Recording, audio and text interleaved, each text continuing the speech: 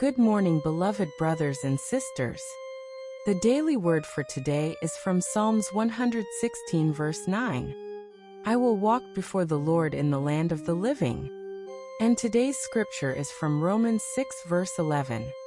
Likewise you also, reckon yourselves to be dead indeed to sin, but alive to God in Christ Jesus our Lord.